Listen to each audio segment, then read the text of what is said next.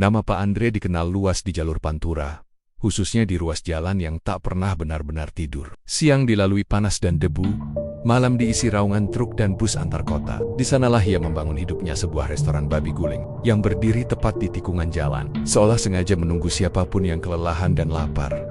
Awalnya, warung itu hanya bangunan sederhana, dinding setengah tembok, atap seng, dan meja kayu panjang yang selalu lengket oleh kuah. Namun dari dapurnya, aroma daging panggang bercampur rempah mengalir jauh, menembus malam Pantura. Sopir-sopir truk mulai hafal tempat itu. Mereka menyebutnya Babi Guling Andre, dan nama itu cepat menyebar dari mulut ke mulut.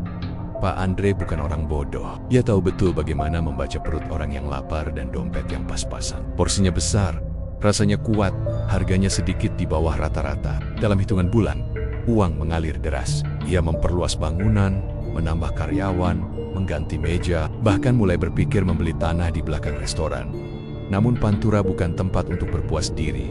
Persaingan datang. Tanpa warung baru bermunculan, tak jauh dari tempatnya. Berdiri spanduk-spanduk mencolok dipasang, menawarkan menu serupa dengan imbel-imbel lebih murah dan lebih nikmat. Awalnya Pak Andre tertawa kecil. Ia yakin pelanggan setia tak akan berpaling. Tapi hari demi hari, kursi-kursi mulai kosong. Sopir truk yang biasa duduk hingga larut malam kini hanya mampir sebentar. Bahkan ada yang tak berhenti sama sekali. Pak Andre berdiri di depan warung, menatap jalan yang seakan terus bergerak tapi tak lagi peduli padanya. Uang setoran harian menurun, bahan baku menumpuk lebih lama dari seharusnya. Ia mulai gelisah. Sebagai kepala keluarga, Pak Andre punya satu titik lemah yang tak pernah ia akui pada siapapun anak Godesnia. Semata ia membangun restoran ini dengan satu keyakinan semua demi masa depan anaknya. Sekolah, hidup layak dan jauh dari kerasnya jalan Pantura. Namun angka di buku catatan semakin tak masuk akal.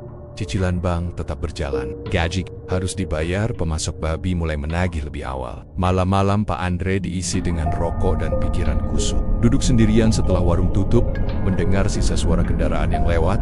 Di tengah tekanan itu, ia mulai mendengar cerita-cerita. Cerita tentang pesaing yang tiba-tiba laris tak wajar. Tentang warung yang tak pernah sepi, meski kualitas biasa saja. Tentang orang-orang yang punya pegangan. Awalnya Pak Andre menganggapnya omong kosong. Ia orang rasional, percaya kerja keras dan strategi. Namun ketika usahanya terus merosot, keyakinan itu mulai retak. Suatu malam, seorang pelanggan datang saat warung hampir tutup. Lelaki tua, tubuhnya kurus, pakaiannya lusuh, tapi matanya tajam dan dingin. Ia memesan babi guling tanpa banyak bicara. Pak Andre melayaninya sendiri.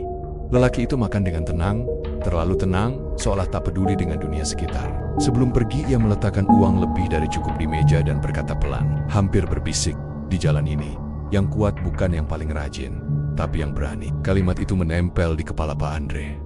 Malam itu, ia pulang dengan perasaan tak enak. Sejak saat itu, ia mulai memperhatikan hal-hal kecil yang dulu diabaikan. Tatapan orang-orang, bisikan karyawan, cerita samar tentang kekayaan yang datang tiba-tiba, dan kehancuran yang menyusulnya. Restoran masih berdiri, tapi fondasinya mulai goyah. Pak Andre belum tahu, di jalur Pantura yang panjang dan gelap itu, persaingan bukan hanya soal harga dan rasa. Ada sesuatu yang bergerak di balik kegagalan dan keberhasilan, menunggu orang-orang yang cukup putus asa untuk mengetuk pintunya. Dan tanpa ia sadari, malam itu adalah awal dari langkah pertama menuju jurang yang tak pernah ia bayangkan. Hari-hari berikutnya berjalan tidak seperti biasanya. Pak Andre mulai mencatat sesuatu yang ganjil. Setiap kali restorannya sedikit ramai, keesokan harinya selalu ada masalah. Entah pasokan daging terlambat datang, gas habis mendadak atau pelanggan mengeluh rasa yang katanya berubah. Masalah kecil, tapi datang bertubi-tubi, seolah ada yang sengaja merusak ritme usahanya. Ia mencoba menenangkan diri. Dalam dunia dagang, kata orang, naik turun itu biasa. Namun naluri Pak Andre berkata lain. Ini bukan sekadar kebetulan. Suatu pagi, pemasok babi datang dengan wajah kaku. Harga naik tanpa pemberitahuan. Alasannya klise, biaya pakan, transportasi, dan permintaan meningkat. Pak Andre tak punya pilihan selain menyetujui. Meski itu berarti margin keuntungannya semakin menipis, ia mulai mengurangi porsi tanpa sadar. Berharap pelanggan tak menyadarinya. Tapi pelanggan selalu tahu.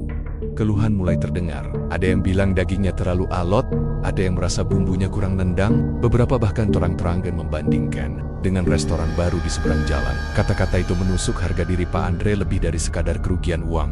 ia mulai sering marah kepada karyawan, kepada pemasok, bahkan kepada dirinya sendiri.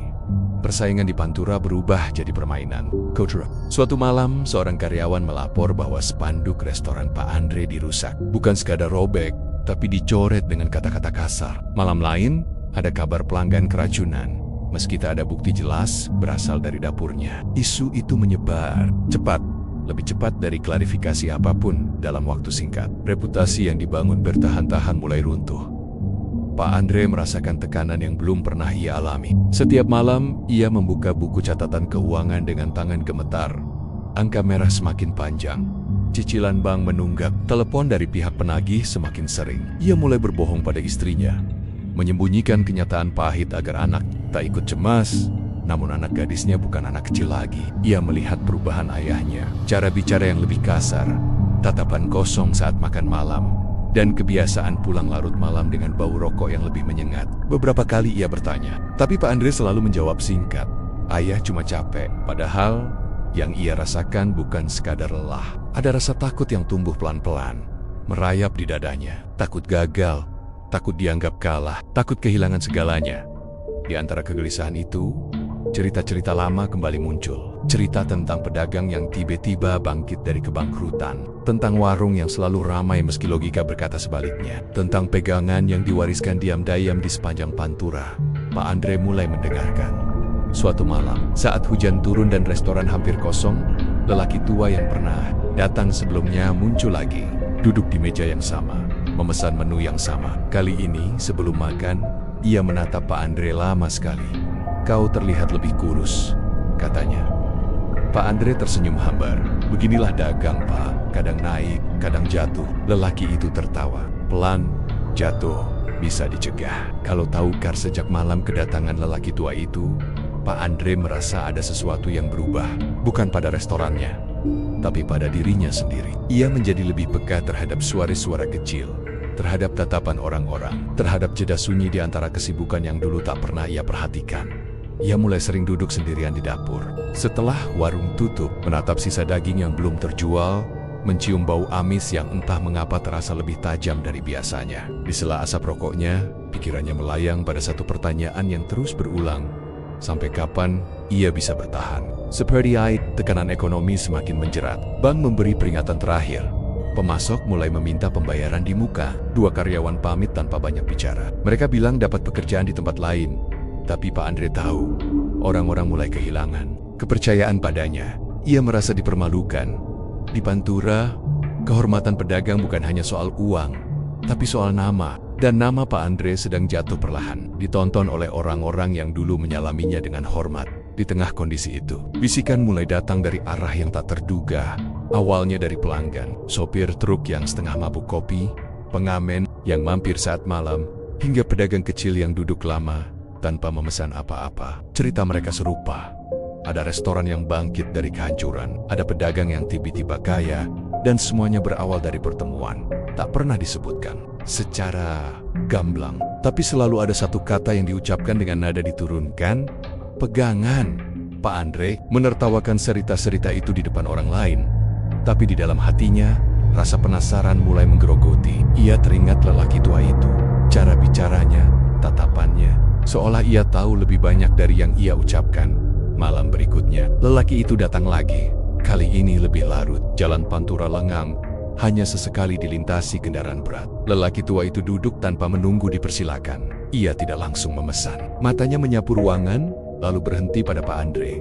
"Warung seperti ini," katanya pelan, "punya nyawa." Pak Andre mengernyit. "Maksud Bapak, kalau dirawat dengan benar, ia akan memberi makan pemiliknya. Tapi kalau dikhianati, ia akan menuntut balasan." Kata-kata itu membuat tengkuk Pak Andre meremang. Ia ingin mengakhiri percakapan, tapi kakinya terasa berat. Lelaki itu akhirnya memesan makan seperti biasa. Lalu sebelum pergi, ia meninggalkan sesuatu di meja. Bukan uang, melainkan secari kertas kecil. Tak ada tulisan, hanya coretan menyerupai tanda yang tak dikenal Pak Andre.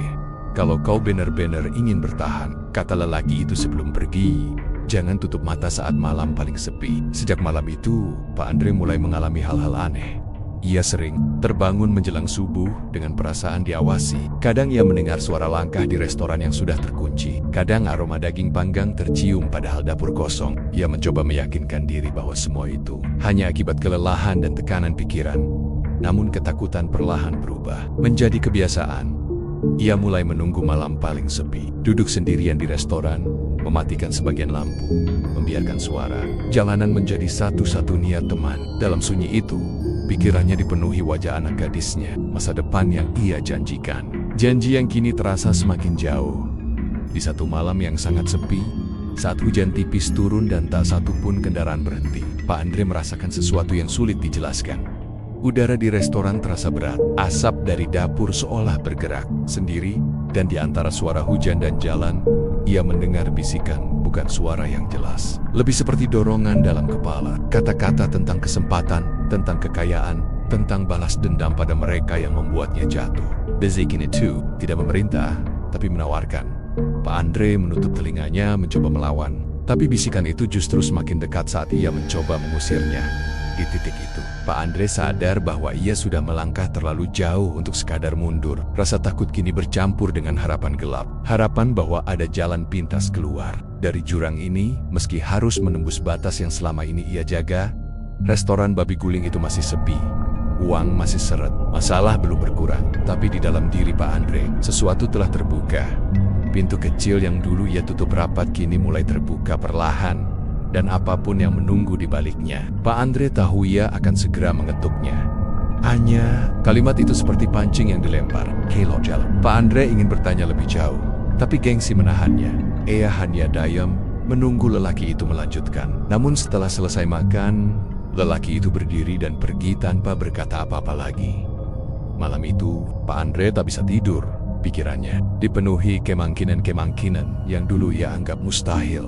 Ia mulai mempertanyakan prinsip yang selama ini ia pegang. Apakah kerja keras saja cukup di jalan sekejam Pantura? Atau memang ada aturan lain yang tak tertulis, yang hanya diketahui oleh mereka yang berani melangkah lebih jauh? Restoran Bobby Guling itu masih berdiri, tapi Pak Andre merasa seperti bertarung sendirian melawan sesuatu yang tak terlihat. Persaingan tak lagi soal rasa dan harga. Ini tentang siapa yang sanggup bertahan dan siapa yang rela mengorbankan lebih banyak demi tetap berdiri. Dan tanpa ia sadari, batas antara logika dan keputusasaan mulai kabur. Kehancuran tidak datang sekaligus. Ia merayap perlahan, menggerogoti dari bagian paling kecil, hingga akhirnya meruntuhkan segalanya. Pak Andre baru menyadarinya ketika tak ada lagi yang bisa ia potong untuk bertahan. Pagi itu, seorang petugas bank datang langsung ke restoran. Bukan untuk makan. Surat peringatan terakhir diletakkan di atas meja kasir, disertai senyum tipis yang terasa seperti ejekan. Waktu yang tersisa hanya hitungan minggu. Jika tak ada pembayaran, aset akan disita. Restoran, tanah, bahkan rumah kecil di belakang bangunan. Pak Andre menandatangani tanda terima dengan tangan bergetar. Hari itu juga, pemasok memutus kerjasama. Tanpa pembayaran di muka, tak ada daging yang dikirim. Dapur yang biasanya hidup sejak subuh kini dingin dan kosong. Karyawan yang tersisa hanya 2 orang. Itu pun datang dengan wajah ragu. Mereka bekerja bukan lagi karena gaji, tapi karena kasihan. Restoran babi guling di tepi Pantura itu resmi sekarat. Pak Andre pulang lebih awal. Di rumah, anak gadisnya sedang belajar, mencoba berpura-pura bahwa semuanya baik-baik saja. Pak Andre menatap wajah itu lama, wajah yang selama ini menjadi alasan ia bertahan. Ia ingin berkata jujur, ingin meminta maaf karena telah gagal, tapi kata-kata itu tak pernah keluar. Malamnya, pertengkaran tak terelakkan. Istrinya menuntut kejelasan, menanyakan uang tabungan yang sudah habis tanpa sisa. Pak Andre menjawab dengan suara tinggi, menyalahkan keadaan, pesaing, bahkan nasib. Untuk pertama kalinya, ia merasa rumahnya bukan lagi tempat aman. Ia keluar malam itu tanpa tujuan. Jalan Pantura menyambutnya dengan angin panas dan suara mesin. Pak Andre berjalan menyusuri pinggir jalan, melewati warung-warung yang masih ramai. Ia melihat orang-orang tertawa, makan, dan membayar tanpa ragu. Rasa iri bercampur marah memenuhi dadanya. Di tengah langkah tanpa arah itu, ia teringat satu nama yang sering disebut orang-orang dengan nada rendah. Seorang dukun pesisir, tinggal tak jauh dari muara sungai. Dikenal tak pernah menolak orang yang datang dengan keputusasaan. Pak Andre berusaha mengusir pikiran itu. Ia bukan orang bodoh. Ia tahu jalan seperti itu tak pernah benar-benar gratis. Tapi ketika ia memikirkan anaknya, rumahnya, dan kehancuran yang menunggu di depan mata, semua prinsip terasa rapuh. Beberapa hari kemudian, restoran benar-benar tutup. Papan libur sementara digantung tanpa keyakinan akan dibuka kembali. Pak Andre duduk sendirian di dalam, dikelilingi meja kosong dan bau daging lama yang tak terjual. Di tempat inilah, ia memutuskan sesuatu yang tak pernah ia rencanakan seumur hidupnya. Ia pergi menemui dukun itu. Perjalanan menuju pesisir terasa seperti menjauh dari dunia yang ia kenal. Rumah dukun itu sederhana, hampir tak mencolok. Tak ada jimat mencolok, tak ada mantra yang terdengar. Hanya seorang lelaki tua dengan suara tenang dan tatapan yang seolah bisa membaca isi kepala. Pak Andre tanpa ia harus bicara. "Kau datang bukan untuk bertanya," kata dukun itu, "tapi untuk menukar." Pak Andre terdiam. Ia menceritakan segalanya. Restoran, utang, persaingan, dan ketakutan kehilangan masa depan anaknya. Tak ada air mata, hanya suara datar yang penuh kelelahan. Dukun itu mendengarkan tanpa menyela. "Ada yang bisa kau dapatkan," kata dukun itu akhirnya. "Tapi kau harus tahu, yang datang cepat menuntut lebih cepat pula." Pak Andre mengangguk meski jantungnya berdegup keras. Ia sudah terlalu jauh untuk berpura-pura suci. Dukun itu menyebut satu hal yang membuat udara terasa lebih berat. Monya Beauty, penjaga kekayaan yang hanya mendekat pada tempat yang dipenuhi kerakusan dan darah. Bukan makhluk untuk dipanggil sembarangan, bukan pula kekuatan yang bisa dikendalikan sepenuhnya. "Kalau kau setuju," lanjut dukun itu, "jalanmu tak akan bisa kembali seperti semula." Pak Andre terdiam lama. Dalam kepalanya terlintas wajah anak gadisnya, suara tawa yang dulu memenuhi rumah, lalu bayangan bank, utang, dan kehinaan yang menunggu tidak ada tanggal pasti ketika semuanya dimulai. Pak Andre hanya ingat malam itu terasa lebih sunyi dari biasanya, seolah jalan Pantura ikut menahan napas. Restorannya masih tertutup, tapi entah mengapa ia merasa harus datang. Bukan untuk bekerja melainkan untuk menunggu. Ia membersihkan dapur dengan lebih teliti dari biasanya. Menggolap meja, mencuci peralatan, menata ulang barang-barang yang sebenarnya sudah rapi. Setiap gerakan terasa seperti persiapan, meski ia sendiri tak tahu untuk apa. Di kepalanya, suara dukun pesisir itu berulang pelan, yang datang cepat, menuntut lebih cepat pula. Menjelang tengah malam, Pak Andre menutup pintu. Ia duduk sendirian, menunggu sesuatu yang tak berwujud. Tak ada mantra, tak ada doa yang diucapkan. Hanya niat yang dibiarkan menggantung di udara, niat untuk bertahan. Apapun caranya, di titik itulah ia merasakan kehadiran. Bukan penampakan, bukan suara jelas. Lebih seperti tekanan di dada. Perasaan bahwa ruangan yang sama kini dihuni oleh kehendak lain. Pak Andre menelan ludah. Ia sudah memutuskan untuk tetap duduk. Dalam kepalanya, kata-kata muncul tanpa suara. Tentang kekayaan yang bisa kembali, tentang restoran yang akan ramai lagi, tentang pesaing yang akan tersingkir dengan sendirinya. Semua terasa begitu masuk akal, begitu menggoda, dan bersama janji itu, datang pula syarat. Bukan disebutkan malam itu, tapi ditanamkan perlahan, tentang sesuatu yang paling berharga, tentang ikatan darah, tentang waktu yang akan ditentukan kemudian. Pak Andre ingin menyangkal, tapi bagian dari dirinya yang paling takut justru mengangguk. Keesokan harinya, hal-hal kecil mulai berubah. Telepon dari pemasok datang tanpa diduga. Mereka bersedia mengirim daging dengan sistem lama, seolah lupa bahwa Pak Andre masih menunggak. Seorang kenalan lama menawarkan pinjaman tanpa bunga. Katanya hanya ingin membantu. Bahkan bank menunda penyitaan, memberi waktu tambahan yang tak pernah dijanjikan sebelumnya. Restoran dibuka kembali. Hari pertama masih sepi. Hari kedua ada satu truk berhenti. Hari ketiga, antrean kecil mulai terbentuk. Seminggu kemudian, kursi-kursi kembali terisi. Orang-orang berkata rasa babi gulingnya kembali seperti dulu. Ada yang bilang malah lebih nikmat, meski Pak Andre tahu ia tak mengubah apapun pada resepnya. Uang mulai mengalir. Pak Andre seharusnya merasa lega, tapi setiap lembar uang yang ia pegang justru terasa lebih berat. Malam-malamnya tak lagi tenang. Ia sering terbangun dengan perasaan dikejar, dengan bayangan tentang janji yang belum lunas. Di rumah, anak gadisnya memperhatikan perubahan ayahnya. Restoran ramai, tapi Pak Andre jarang tersenyum. Ia membawa pulang uang lebih banyak, namun hatinya tak pernah benar-benar ada. Ia sering termenung, menatap kosong, seolah menghitung waktu yang tak terlihat. Pertanda kecil mulai muncul, peralatan dapur sering berpindah tempat. Suara langkah terdengar saat restoran sudah dikunci. Kadang ada bekas kotoran kecil di sudut yang tak pernah ada sebelumnya. Pak Andre membersihkannya tanpa bicara, pura-pura tak menyadari apapun. Ia mulai menghindari cermin. Di tengah keberhasilan itu, dukun pesisir kembali muncul dalam hidupnya kali ini, lewat pesan singkat yang singkat. Dan Dik, jangan lupa, yang dipinjam akan ditagih. Pak Andre membaca pesan itu berulang kali, tangannya gemetar. Ia mencoba meyakinkan diri bahwa masih ada waktu, bahwa mungkin syarat itu bisa dinegosiasikan, bahwa mungkin ada jalan lain. Namun di dalam dirinya ia tahu, perjanjian itu sudah terucap, meski tanpa tanda tangan dan saksi. Restoran babi guling di Pantura kembali berjaya. Pesaing mulai sepi. Cerita tentang kebangkitan Pak Andre menyebar cepat, disertai bisik-bisik iri dan kagum. Orang-orang bertanya rahasianya. Pak Andre hanya tersenyum tipis. Malam-malam semakin panjang, dan di setiap malam yang sepi, Pak Andre merasakan kehadiran itu semakin dekat, menunggu, menghitung, dan bersabar. Karena bagi sesuatu yang telah diberi janji, waktu bukanlah masalah. Ya, jika ia menyerah, ia mengangguk pelan. Malam itu, Pak Andre pulang dengan perasaan campur aduk. Tak ada ritual dilakukan, tak ada perjanjian tertulis, hanya sebuah janji lisan dan satu kesadaran baru, bahwa hidupnya kini berada di jalur yang berbeda. Restoran mungkin masih tutup, uang belum datang, masalah belum selesai, tapi Pak Andre tahu, sesuatu telah bergerak. Dan cepat atau lambat, ia akan diminta membayar harga dari keputusan itu. Di jalur Pantura yang panjang dan gelap, Pak Andre kini tak lagi sekadar pedagang yang kalah bersaing. Ia telah menjadi orang yang bersedia menukar segalanya demi satu kesempatan terakhir.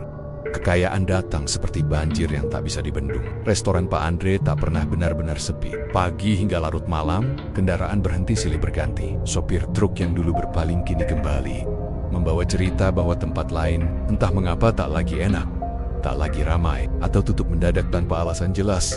Pak Andre melihatnya dengan perasaan campur aduk. Di satu sisi, ia menang. Di sisi lain, kemenangan itu terasa asing, dingin, dan tidak sepenuhnya miliknya. Uang masuk tanpa henti. Utang bank lunas lebih cepat dari jadwal. Pemasok berlomba menawarkan harga terbaik. Karyawan lama kembali. Bahkan, ada yang memohon pekerjaan. Nama Pak Andre kembali disebut dengan nada kagum bahkan iri. Orang-orang menyebutnya pedagang ulet yang bangkit dari kehancuran. Tak satu pun tahu, Pak Andre tak pernah merasa setenang yang mereka kira. Setiap kali ia menutup laci uang, dadanya terasa sesak. Ada perasaan diawasi, seolah setiap lembar uang dihitung oleh mata lain yang tak terlihat. Ia mulai menyimpan uang di banyak tempat, seakan mencoba mengaburkan jejak. Tapi kegelisahan itu tak pernah berkurang. Malam hari menjadi musuh terbesarnya. Di restoran yang ramai siang hari, malam justru membawa sunyi yang menekan. Pak Andre sering terbangun dari tidur dengan perasaan ada yang memanggil. Bukan suara yang jelas, lebih seperti tarikan halus pada kesadarannya. Ia mencoba mengalihkan diri dengan bekerja lebih keras, memperpanjang jam buka, menumpuk aktivitas agar tak sempat berpikir. Namun tanda-tanda itu semakin sering muncul. Peralatan dapur sering ditemukan dalam kondisi berbeda dari terakhir kali ia tinggalkan. Pintu yang sudah dikunci terasa seperti pernah dibuka. Bau amis kadang muncul tanpa sebab. Pak Andre membersihkannya sendiri, tak ingin karyawan ikut campur. Ia tahu, ini bukan gangguan biasa. Di rumah, perubahan itu mulai memengaruhi keluarganya. Anak gadisnya menjadi lebih pendiam. Ia sering mengeluh mimpi buruk tentang tempat gelap, dan perasaan dikejar sesuatu yang tak bisa dilihat. Pak Andre menenangkan dengan kotek kata yang tak ia yakini sendiri. Katanya, meski hatinya berontak, istrinya mulai curiga. Uang memang banyak, tapi ketenangan menghilang. Pak Andre sering termenung, mudah tersinggung, dan jarang berbicara. Rumah yang dulu menjadi tempat pulang kini terasa seperti ruang tunggu yang tak nyaman.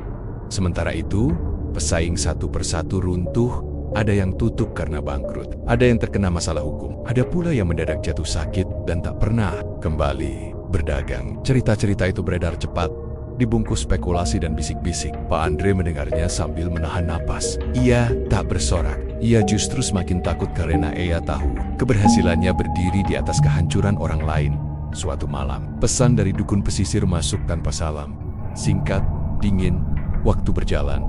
Pak Andre menatap layar lama sekali. Ia ingin membalas, menanyakan detail, meminta penundaan, tapi jarinya tak bergerak. Ia tahu, permintaan semacam itu tak akan dihiraukan. Sejak pesan itu, tekanan berubah menjadi ancaman yang samar tapi konsisten. Mimpi Pak Andre semakin jelas, semakin berulang. Ada hitungan, ada penantian, ada perasaan bahwa sesuatu sedang mendekat. Bukan untuk menakut-nakuti, melainkan untuk mengingatkan. Ia mulai mencari cara keluar.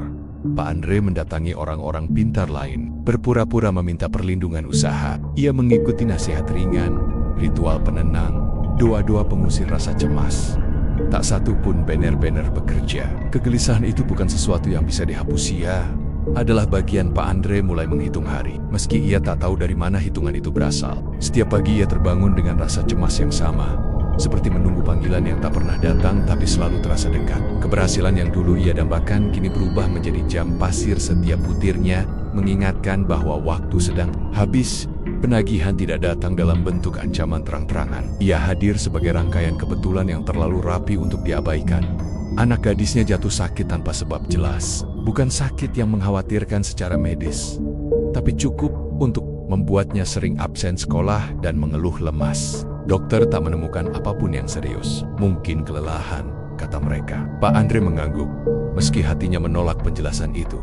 Malam-malam Pak Andre diisi mimpi yang sama. Sebuah hitungan yang berulang, suara yang tak memerintah, tapi menegis. Ia terbangun dengan keringat dingin, menyebut nama anaknya tanpa sadar. Istrinya menatap dengan mata penuh tanya. Tapi Pak Andre selalu mengalihkan pembicaraan.